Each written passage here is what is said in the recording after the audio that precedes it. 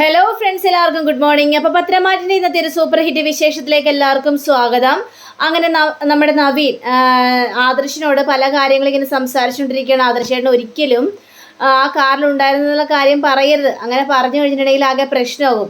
ആദർശേട്ടനെയാണ് അവർ ലക്ഷ്യമാക്കി വെച്ചിരുന്നത്.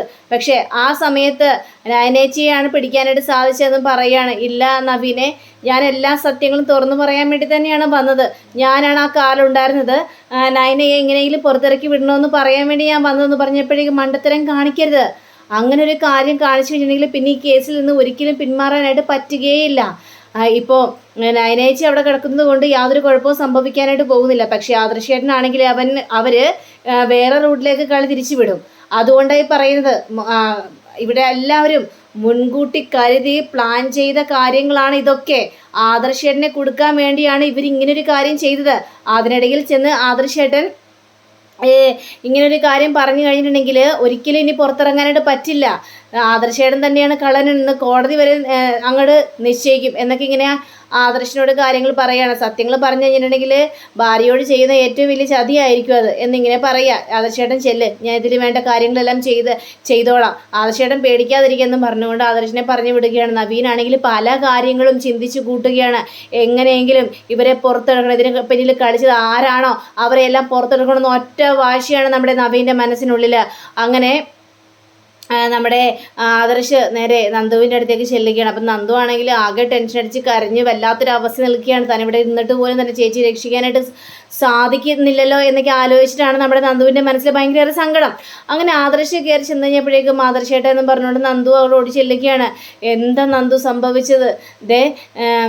എന്താ സംഭവിച്ചതെന്നൊക്കെ ചോദിച്ചു കഴിഞ്ഞപ്പോഴേക്കും ആദർശേട്ടൻ അവിടെ എല്ലായിടത്തും പോയി പറഞ്ഞായിരുന്നോ? ആദർശേട്ടൻ ആ കാറിലുണ്ടായിരുന്നെന്ന് സത്യം പറഞ്ഞത് പറയരുത്, അങ്ങനെ പറഞ്ഞു കഴിഞ്ഞാൽ പ്രശ്നമാകും. ഞാൻ പറഞ്ഞിട്ടില്ല, പക്ഷെ അതെല്ലാം പറയാൻ വേണ്ടിയാണ് നന്ദു ഞാൻ ഓടി വന്നത്. വേണ്ട, അങ്ങനൊരു കാര്യം കാണിച്ചു കഴിഞ്ഞാൽ അത് അബദ്ധമായി തീരും. അങ്ങനെ ഒരു കാര്യം ചെയ്യരുത്. നവീനേട്ടനും ഞങ്ങളൊക്കെ ഇപ്പം അങ്ങനെ സംസാരിച്ചതേ ഉള്ളൂ. കാരണം ആദർശേട്ടനെ കൊടുക്കാൻ വേണ്ടിയാണ് ഇവരെല്ലാവരും ഇങ്ങനൊരു പ്ലാൻ ചെയ്തത്. പക്ഷേ പാവം എൻ്റെ ചേച്ചി അതിൽ കുടുങ്ങിപ്പോയി. പക്ഷേ ചേച്ചി ആയതുകൊണ്ട് നമുക്ക് എത്രയും പെട്ടെന്ന് ജാമ്യം കിട്ടും ആദർശേട്ടാ. അതുകൊണ്ട് ആദർശേട്ടൻ സത്യങ്ങളൊന്നും പോയി തുറന്ന് പറയരുതെന്നും പറയാണ്. നന്ദു, എന്താ നന്ദു ഇങ്ങനെയൊക്കെ സംഭവിച്ചത്? ഇതിന് പിന്നിൽ ആരാണ് കളിച്ചത്? ഒന്നും അറിയില്ല ആദർശേട്ടാ. ആകെ വല്ലാത്തൊരവസ്ഥ നിൽക്കുകയാണ് ഞാൻ. എനിക്ക് എന്ത് ചെയ്യണമെന്നറിയാൻ പാടാത്തൊരവസ്ഥ എന്നും പറഞ്ഞുകൊണ്ട് വാ, നമുക്ക് നയനേച്ചിയെ കാണാനായിട്ട് പോകാൻ. നയനേച്ചി നല്ല ബോൾഡാണ്, ആദർശേട്ടനായിട്ട് മനസ്സ് വിഷമിപ്പിക്കാനായിട്ട് നിൽക്കണ്ട എന്നും പറഞ്ഞുകൊണ്ട് ഇവർ രണ്ടുപേരും കൂടി നേരെ നയനയെ കാണാനായിട്ട് ചെല്ലുക. അപ്പം നയനയാണെങ്കിൽ ലോക്കപ്പിൻ്റെ ഉള്ളിൽ തലയും കുനിച്ച് ഭയങ്കര ടെൻഷൻ അടിച്ച് ഇങ്ങനെ ഇരിക്കുകയാണ്. നയന എന്നും പറഞ്ഞുകൊണ്ട് വിളിക്കുകയാണ്. അപ്പോൾ നയനയാണെങ്കിൽ നേരെ നോക്കിയപ്പോൾ തന്നെ ആദർശേട്ടനെ കണ്ടു കഴിഞ്ഞപ്പോഴേക്കും ആദർശേട്ടൻ സത്യങ്ങളും എല്ലാം പറഞ്ഞായിരുന്നോ? ആദർശേട്ടനോട് പോലീസുകാർ എന്തെങ്കിലും ചോദിച്ചായിരുന്നു, സത്യങ്ങൾ പറഞ്ഞായിരുന്നോ എന്ന് ചോദിച്ചു കഴിഞ്ഞപ്പോഴേക്കും നമ്മുടെ നന്ദു ആണെങ്കിൽ ഇല്ലേച്ചി പറഞ്ഞിട്ടൊന്നുമില്ല. പക്ഷേ ആദർശേട്ടൻ എല്ലാ സത്യങ്ങളും തുറന്നു പറയാൻ വേണ്ടി തന്നെയാണ് ഇങ്ങോട്ട് വന്നത്. പക്ഷേ പറഞ്ഞിട്ടില്ല എന്നും പറയാണ്. വേണ്ട ആദർശേട്ട, സത്യങ്ങളൊന്നും പറയരുത്. ആദർശേട്ടൻ ആ കാറിലുണ്ടായ സത്യം ആരോടും തുറന്നു പറയരുത്. ഇവിടെയൊക്കെ മനസ്സിലിരിപ്പ് ആദർശേട്ടനെ കൊടുക്കുക എന്നതാണ്. അത് നവീനും ഞങ്ങളൊക്കെ മനസ്സിലാക്കിയ കാര്യം തന്നെയാണ്. അതുകൊണ്ട് ഞാനാണ് ലോക്കപ്പിൽ കിടക്കുന്നത് പറഞ്ഞാൽ അവർ കൂടുതൽ അന്വേഷണത്തിൽ നിന്ന് കൂടുതലൊന്നും പോകുകയൊന്നുമില്ല. കാരണം ആദർശേട്ടൻ അനന്തപുരിയെ തകർക്കുക, ഇതൊക്കെയാണ് ഇവരുടെ ലക്ഷ്യം. ഞാൻ പറയട്ടെ, ഇപ്പോൾ അന്ന് നന്ദു ആണെങ്കിൽ ഈ ഒരു കാര്യങ്ങളൊക്കെ ചെയ്തു. കാരണം കുറേ കള്ളക്കടത്തുകളെല്ലാം പിടിച്ചു, കുറേ സ്വർണങ്ങളെല്ലാം പിടിച്ചു. അവർ തന്നെയാണ് ഈ കാര്യം ചെയ്തിരിക്കുന്നത് ആദർശേട്ടാ. നമ്മളെല്ലാം തകർക്കാൻ വേണ്ടി, നമ്മളെ കുടുക്കാൻ വേണ്ടി, നമ്മുടെ കമ്പനി തകരാൻ വേണ്ടി എന്നൊക്കെ ഇങ്ങനെ ആദർശിനോട് പറയുകയാണ്. ഇതൊക്കെ കേട്ട് കഴിഞ്ഞപ്പോഴേക്കും ആദർശാണെങ്കിൽ എനിക്ക് മനസ്സിലായി നയന, നീ പറയുന്ന കാര്യങ്ങളെല്ലാം എനിക്ക് മനസ്സിലാവുന്നുണ്ട്. പക്ഷേ നിന്നെ ഈ ഒരു അവസ്ഥയിലിട്ടിട്ട് എനിക്ക് പോകാനായിട്ട് തോന്നുന്നില്ല. എല്ലാ കുറ്റങ്ങളും ഏറ്റെടുക്കാനായിട്ടാണ് ഞാനിപ്പോൾ വന്നത് നയന എന്ന് പറഞ്ഞപ്പോഴേക്കും അബദ്ധം കാണിക്കരുത്, മണ്ടത്തരം കാണിക്കരുത്. കാരണം ആദർശേട്ടൻ അങ്ങനെ പറഞ്ഞിട്ടുണ്ടെങ്കിൽ പിന്നെ ഒരിക്കലും ആദർശേട്ടന് പുറത്തിറങ്ങാനായിട്ട് സാധിക്കില്ല, ആരെക്കൊണ്ടും ചെയ്യാനും സാധിക്കില്ല. നവീൻ ഇപ്പോൾ പോയിട്ടുണ്ടല്ലോ, ഉറപ്പായിട്ടും നവീൻ ജാമ്യത്തിൽ ഇറക്കും. അത് ഉറപ്പുള്ള കാര്യം തന്നെയാണ്. നവീനെക്കുറിച്ച് നമുക്ക് നന്നായിട്ട് അറിയാമല്ലോ. അപ്പോൾ ആദർശേട്ടൻ ടെൻഷൻ അടിക്കാതിരിക്കുക, ആദർശേട്ടൻ ധൈര്യമായിട്ട് പോയിട്ട് വാ എന്നൊക്കെ ഇങ്ങനെ പറയാം. അപ്പോഴാണ് സി ഐ വരുന്നത്. അപ്പോൾ സി ഐ നേരെ വരുന്നത് കണ്ടു കഴിഞ്ഞപ്പോഴേക്കും നയനം പറയണത് അതാണ് സി ഐ എന്നിങ്ങനെ പറഞ്ഞു കഴിഞ്ഞപ്പോഴേക്കും ഇതാരാ ഇത് എന്നിങ്ങനെ സി ഐ ഭയങ്കര ചൂടായി ഇങ്ങനെ ചോദിക്കുകയാണ്. അപ്പോൾ നന്ദു പറയാണ് ഇതാണ് നയനേച്ചിയുടെ ഭർത്താവ് എന്നിങ്ങനെ പറഞ്ഞപ്പോഴേക്കും ഓഹോ ഇയാളാണോ, എന്താടോ തനിക്ക് ഈ കള്ളക്കെടുത്ത് സ്വർണത്തിൽ എന്തെങ്കിലും പങ്കുണ്ടോ, അതുകൊണ്ടാണോ തൻ്റെ ഭാര്യയെ താൻ കാണാൻ വേണ്ടി വന്നത്, എന്തെങ്കിലുമൊക്കെ പ്ലാൻ പറഞ്ഞു കൊടുക്കാൻ വേണ്ടി? സാറേ സാർ അനാവശ്യം പറയാൻ നിൽക്കരുത് സാറേ. സാർ എന്ത് തെളിവിൻ്റെ അടിസ്ഥാനത്തിലാണ് സാറേ എൻ്റെ ഭാര്യയെ സാർ അറസ്റ്റ് ചെയ്തത്? സാറ് ഞങ്ങൾ ആരാണെന്ന് അറിയാവോ? നിങ്ങൾ ആരാണെങ്കിലും എനിക്കെന്താണ്? നിങ്ങൾ അനന്തപുരിയിലെ വലിയ പുള്ളികളൊക്കെ ആയിരിക്കും, പക്ഷേ കുറ്റം കുറ്റം തന്നെയാണ്. പറഞ്ഞ മനസ്സിലായോ? പിന്നെ ഇവളെ അറസ്റ്റ് ചെയ്തത് തെളിവുകളില്ലാത്ത സ്വർണം ഇവള് കടത്താനായിട്ട് ശ്രമിച്ചു. അതുകൊണ്ട് ഇവളെ ഞങ്ങൾ പൊക്കി ലോക്കപ്പിലാക്കി. നിനക്കും അതിൽ വല്ല പങ്കുണ്ടെങ്കിൽ നിന്നെയും ലോക്കപ്പിലാക്കൂ എന്ന് പറയാണ്. എന്ത് തെളിവുകളില്ലാതെ സ്വർണം സാർ? അത് മനഃപൂർവ്വം ആരോ ചെയ്ത പണിയാണ് സാർ. അത് സാറിന് മനസ്സിലാക്കാനായിട്ട് കഴിയുന്നില്ലേ എന്ന രീതിയിൽ തന്നെ സംസാരിക്കുകയാണ്. നീ എന്താണ്, നീ എന്നെ ഭരിപ്പിക്കാനായിട്ട് വന്നിരിക്കണം സാറേ? സാറ് കൂടുതൽ പാടുപെടുവേ. എന്ത് പാടുപെടുമെന്നാടാ? ഇവിടെ കിടന്ന് എൻ്റെ സ്റ്റേഷനിൽ വന്നിട്ട് നീ എന്നെ ഭീഷണിപ്പെടുത്തുകയാണോടാ? മര്യാദക്കല്ലെങ്കിലേ നിന്റെ ഭാര്യയെ കൊണ്ട് സത്യം പറയിപ്പിക്കാൻ അറിയാം. ഗർഭിണിയാണെന്നൊന്നും ഞങ്ങൾ വിചാരിക്കുന്നില്ല. 4 അടി കൊടുത്ത് സത്യം പറയിപ്പിക്കാൻ അറിയാം. ഇത് കേട്ട ആദർശിന് കാലി വരികയാണ്. അപ്പം ആദർശാണെങ്കിൽ സാറേ എൻ്റെ ഭാര്യയുടെ ദേഹത്തെങ്ങാനും സാറിൻ്റെ കൈ പതിച്ചു കഴിഞ്ഞിട്ടുണ്ടെങ്കിൽ പിന്നെ കളി മാറും സാറേ. ഈ ആദർശ് ആരാണെന്ന് സാർ തിരിച്ചറിയും. നീ എന്ത് ചെയ്യൂടാ? നീ ഒരു ചുക്ക് ചെയ്യില്ല. എടാ നിന്റെ ഭാര്യയെ നീ ഇറക്കണമെങ്കിൽ നീ തെളിവുകളുമായിട്ട് വാ. നീ ഇവളൊരു കുറ്റവും ചെയ്തിട്ടില്ലെന്ന് നീ തെളിയിക്കുക. അതിനുശേഷം വന്ന് ഇവിടെ കിടന്ന് വീമ്പളിക്ക്. അല്ലാതെ ഇവിടെ കിടന്ന ഒരക്ഷരം പോലും മിണ്ടാൻ നിന്നെ ഞാൻ സമ്മതിക്കില്ല. ഇറങ്ങിപ്പോടാ എന്നിങ്ങനെ ആദർശിനോട് പറയാണ്. നന്ദുവിനാണെങ്കിൽ ഒന്നും പറയാനും പിടിക്കാനും പറ്റാത്തൊരവസ്ഥ. കാരണം എന്തെങ്കിലും പറഞ്ഞു കഴിഞ്ഞിട്ടുണ്ടെങ്കിൽ നന്ദുവിന് ജോലി തെറിക്കണം മാത്രമല്ല പിന്നീട് നയനയ്ക്ക് വേണ്ടി നന്ദുവിനൊന്നും ചെയ്യാനും പറ്റില്ല. ആ ഒരു ആയിട്ടാണ് നമ്മുടെ നന്ദു ഇരിക്കുന്നത്. അങ്ങനെ നയനയോട് കുറേ കാര്യങ്ങളെല്ലാം പറഞ്ഞിട്ട് ആദർശും നന്ദുവും അവിടെ നിന്ന് ചെല്ലുകയാണ്. ആദർശനും ധൈര്യമായിട്ട് പോകും. എന്തായാലും ഇത് ഇവിടം വരെയൊക്കെ ആയി, ഇനി എന്ത് ചെയ്യണമെന്ന് നമുക്കൊന്ന് നോക്കാം എന്ന് പറഞ്ഞുകൊണ്ടാണ് നമ്മുടെ നന്ദു നിൽക്കുന്നത്. നന്ദുവിനാണെങ്കിൽ കരച്ചിൽ സഹിക്കാനും പറ്റുന്നില്ല. തൻ്റെ ചേച്ചിയെ രക്ഷിക്കാൻ പറ്റുന്നൊരവസ്ഥയിൽ നിൽക്കുകയാണല്ലോ. പിന്നീട് കാണിക്കുന്നത് നമ്മുടെ ജയനെയാണ്. അപ്പം ജയനാണെങ്കിൽ കരഞ്ഞുകൊണ്ട് അങ്ങോട്ടും ഇങ്ങോട്ടും പാഞ്ഞ് നടക്കുകയാണ്. അപ്പോഴാണ് അനി ഓടി വരുന്നത്. ഇളയച്ച എന്താ ഇളയച്ചൻ എന്താ വിളിച്ചത് എന്നൊക്കെ ഇങ്ങനെ ചോദിച്ചു കഴിഞ്ഞപ്പോഴേക്കും മോനെ അനി ഒരു അപകടം ഉണ്ടായിടാ. അയ്യോ എന്താ ഇളയച്ച, എന്താ അപകടം ഉണ്ടായെന്നാ? എന്താണെങ്കിലും പറ ഇളയച്ച എന്ന് പറഞ്ഞപ്പോഴേക്കും അതെ നയനയെ പോലീസ് അറസ്റ്റ് ചെയ്തു. ഇത് കേട്ട അനിയാണെങ്കിൽ ഞെട്ടിപ്പോവാണ്. ഇത് കേട്ടുകൊണ്ട് വരികയായിരുന്നു നമ്മുടെ ദേവയാനിയും. അപ്പം ദേവയാനിയും ഞെട്ടിപ്പോവാണ്. എന്താ ചേട്ടാ എന്താ പറഞ്ഞത്? അതെ നയന സഞ്ചരിച്ച കാറിൽ കുറേ സ്വർണ്ണങ്ങളുണ്ടായിരുന്നു. അത് കള്ളക്കടത്ത് സ്വർണ്ണമായിരുന്നു. അത് നയനയാണ് കടത്തിയത് എന്ന് പറഞ്ഞുകൊണ്ട് നയനയാണ് പിടിച്ചത് എന്ന് പറയുകയാണ് പോലീസുകാർ. അപ്പോൾ ഇത് കേട്ട് കഴിഞ്ഞപ്പോഴേക്കും എനിക്ക് ഓഹോ അപ്പോൾ ഇതായിരുന്നു സംഭവം അല്ലേ? കുറേ നേരമായില്ലേ ചേട്ടൻ അങ്ങോട്ടും ഇങ്ങോട്ടും പരക്കം മാഞ്ഞ് ഭയങ്കര ടെൻഷൻ അടിച്ച് നടക്കുന്നത്? ഞാൻ കുറേ പ്രാവശ്യം ചോദിച്ചു എന്താ ചേട്ടാ പ്രശ്നം, എന്തെങ്കിലും പ്രശ്നം ഉണ്ടെന്നൊക്കെ ഞാൻ കുറേ പ്രാവശ്യം ചോദിച്ചല്ലേ, എന്നിട്ട് ചേട്ടൻ ഒരു അക്ഷരം പോലും മിണ്ടിയില്ലല്ലോ. അപ്പോൾ ഇതായിരുന്നല്ലേ കാരണം?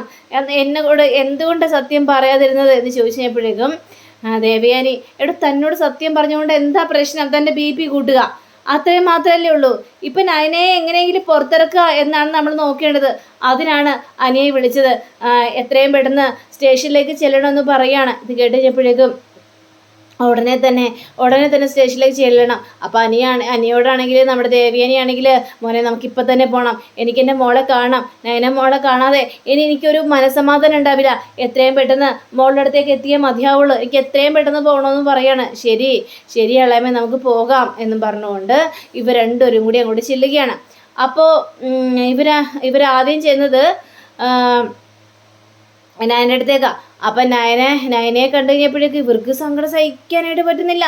ഇവർ നേരെ അങ്ങോട്ട് ചെന്ന് മോളെ എന്ന് പറഞ്ഞുകൊണ്ട് വിളിക്കുകയാണ്. അമ്മ എന്ന് പറഞ്ഞുകൊണ്ട് നമ്മുടെ നയനയും എന്താ മോളെ എന്താ സംഭവിച്ചത് എന്ന് ചോദിച്ചപ്പോഴേക്കും ഒന്നും അറിയില്ലമ്മേ, കാരണം മനഃപൂർവ്വം ഇവർ നമ്മളെ കൊടുക്കാനുള്ള തന്ത്രപ്പാടുകളെല്ലാം ചെയ്തു കൂട്ടിയിരുന്നു. ആദർശേട്ടനെ കൊടുക്കുക എന്നതായിരുന്നു ഇവരുടെ ലക്ഷ്യം.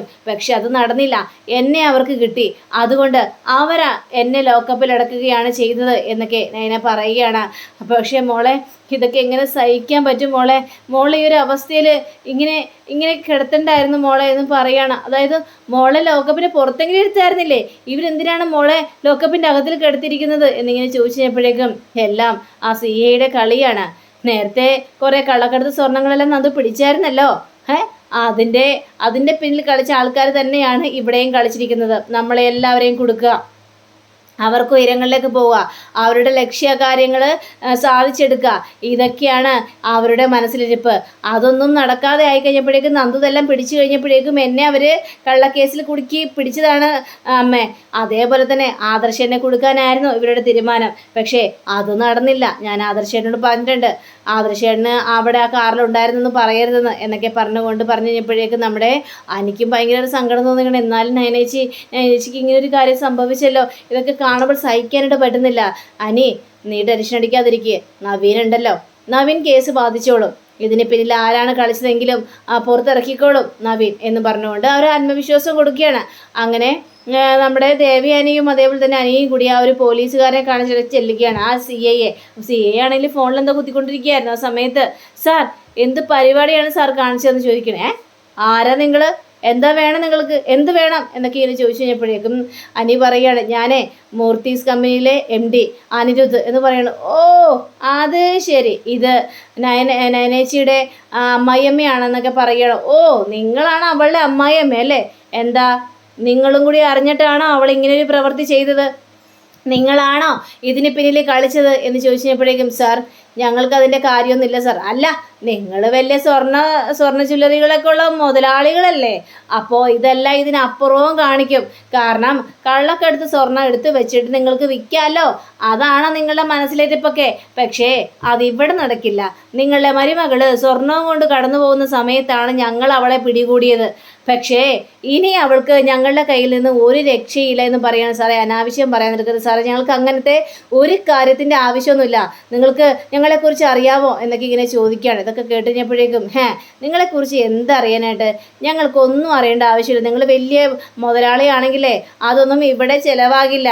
പോലീസ് സ്റ്റേഷനിൽ വന്നിട്ട് നിങ്ങളുടെ ഒരടവ് നടക്കാനായിട്ട് പോകുന്നില്ല. നിങ്ങൾ വലിയ അനന്തമൂർത്തിയിലെ മരുമകളും കൊച്ചുമോനൊക്കെ ആയിരിക്കും, പക്ഷേ കേസ് എപ്പോഴും കേസ് തന്നെയാണ്. നയന അങ്ങനെ ഒരു കുറ്റം ചെയ്തിട്ടില്ലെങ്കിൽ നിങ്ങൾ തെളിയിക്കുന്നേ, നിങ്ങൾ തെളിയിച്ച് അത് കണ്ടുപിടിക്ക്, എന്നാലല്ലേ കാര്യങ്ങളെല്ലാം മുന്നോട്ട് പോകുള്ളൂ എന്നിങ്ങനെ സംസാരിക്കാം. ഞാൻ സംസാരിച്ച് കഴിഞ്ഞപ്പോഴേക്കും ദേവേനിക്കൊക്കെ ആകെ കാലി വരികയാണ്. സാർ ഇതിന് വില കൊടുക്കേണ്ടി വരും സാറേ, അത് ഉറപ്പുള്ള കാര്യം തന്നെയാണെന്ന് പറഞ്ഞുകൊണ്ട് ഇവർ രണ്ടുപേരും കൂടി നന്ദുവിൻ്റെ അടുത്തേക്ക് ചെല്ലുകയാണ്. അപ്പം നന്ദു ഭയങ്കര ടെൻഷനിലാകെ കരഞ്ഞ് പിടിച്ച് വല്ലാത്തൊരവസ്ഥയിൽ ഇങ്ങനെ നിൽക്കുകയാണ്. അപ്പോൾ ഇങ്ങനെ ഇരിക്കുന്നുണ്ട് കഴിഞ്ഞപ്പോഴേക്കും നന്ദു മോളെ നന്ദു എന്ന് പറഞ്ഞിട്ട് വിളിക്കാം. അപ്പോൾ നന്ദു കണ്ണവർക്ക് ഇവരെ കണ്ടു കഴിഞ്ഞപ്പോഴേക്കും ഭയങ്കര ആശ്വാസം തോന്നിക്കുകയാണ്. ഞാൻ വല്ലാത്തൊരവസ്ഥയിൽ നിൽക്കുകയാണ് ആൻറ്റി, കാരണം ഞാൻ ഈ സ്റ്റേഷനിൽ ഇരുന്നിട്ട് പോലും എനിക്ക് എൻ്റെ ചേച്ചിയെ രക്ഷിക്കാനായിട്ട് കഴിയുന്നില്ല. അതാണ് എൻ്റെ ഏറ്റവും വലിയ സങ്കടത്തോടെ നിൽക്കുന്നത്. ഈ തൊപ്പിയും തെറിപ്പിച്ച് അയാൾക്കിട്ടൊരു പെടയും പിടിച്ചിട്ട് ഇറങ്ങി പോകാമെന്നൊക്കെയാണ് ഞാൻ ആദ്യം കരുതിയത്. പക്ഷേ നയനേച്ചി പറഞ്ഞിട്ട് മാത്രമാണ് ഞാനിവിടെ പിടിച്ചു നിന്നത്. അങ്ങനെ ചെയ്ത് കഴിഞ്ഞിട്ടുണ്ടെങ്കിൽ പിന്നെ എനിക്കൊന്നിനും പുറപ്പെട്ട് ഇറങ്ങാനായിട്ട് പറ്റില്ല. പിന്നെ നവീനേട്ടൻ വന്നായിരുന്നു, നവീനേട്ടൻ വന്ന് ഉറപ്പ് തന്നിട്ടുണ്ട് ഈ കേസ് വാദിക്കുമെന്നും ഈ നയനേച്ചിയെ പുറത്തിറക്കുമെന്നും ഇതിന് പിന്നിൽ കളിച്ചത് ആരാണെന്നൊക്കെ കണ്ടെത്തുമെന്നും പറഞ്ഞിട്ടുണ്ട് എന്നൊക്കെ ഇങ്ങനെ പറയുകയാണ്. ഇതൊക്കെ കേട്ട് കഴിഞ്ഞപ്പോഴേക്കും ദേവയാനിക്കും ആകെ സങ്കടം തോന്നുകയാണ്. അങ്ങനെ ദേവയാനിയും അനിയും കൂടെ ചെല്ലുകയാണ്. അങ്ങനെ ദേവയാനി നേരെ നമ്മുടെ മുത്തശ്ശൻ്റെ അടുത്തേക്ക് ചെല്ലുകയാണ്. അച്ഛനും വല്ല കാര്യങ്ങൾ അറിഞ്ഞായിരുന്നു അച്ഛാ, നയനമോളെ പോലീസ് അറസ്റ്റ് ചെയ്തു എന്ന് പറയുകയാണ്. ഇത് കേട്ട മുത്തശ്ശി പേടിച്ചു പോകണേ. നയനമോളെ പോലീസ് അറസ്റ്റ് ചെയ്തെന്നോ? അതെ അമ്മേ, പോലീസ് അറസ്റ്റ് ചെയ്തു. അപ്പോൾ നമ്മുടെ മുത്തശ്ശനാണെങ്കിൽ അതെ അറസ്റ്റ് ചെയ്തു, കള്ളക്കടത്ത് സ്വർണം കൊണ്ട് പോകുമ്പോഴാണ് നയനയെ പോലീസ് അറസ്റ്റ് ചെയ്തു. ഓഹോ, അപ്പം അച്ഛന് ഈ കാര്യങ്ങളെല്ലാം അറിയാമായിരുന്നല്ലേ, എന്നിട്ട് അച്ഛൻ എന്താ അച്ഛാ കൈയും കെട്ടി നോക്കി നിൽക്കുന്നത് എന്ന് ചോദിച്ചു കഴിഞ്ഞപ്പോഴേക്കും ആദർശ് രക്ഷിക്കും, ആദർശ് എല്ലാത്തിനും കൂട്ടുണ്ടാവുമെന്നും പറഞ്ഞുകൊണ്ട് ആദർശിൻ്റെ പിന്നാലെ ഇറങ്ങിപ്പോയതല്ലേ നയന.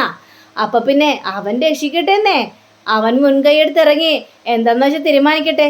ഇതിലിപ്പം ഞാനെന്ത് പറയാനാ. പക്ഷേ അവിടെ ദേവയാനി കൂടുതൽ പിടിച്ചു നിന്നില്ല, അവിടെ നിന്ന് ഒറ്റ പോക്കാണ്. അപ്പം മുത്തശ്ശി പറയുകയാണ്, നിങ്ങൾ എന്താ ഇങ്ങനെ പറയുന്നത്, ഇദ്ദേഹത്തിന് ഒരു ഇതുമില്ലേ, ഇദ്ദേഹത്തിന് എങ്ങനെ ഇരിക്കാനായിട്ട് തോന്നി സത്യങ്ങളെല്ലാം അറിഞ്ഞിട്ട്. എനിക്ക് സമാധാനം കിട്ടിയെന്നാണോടോ താൻ പറയുന്നത്. ഞാൻ ഓരോ നിമിഷവും ഉരുകിക്കൊണ്ടാണ് നിൽക്കുന്നത്, ഇതെങ്ങനെ സംഭവിച്ചെന്നറിയാതെ.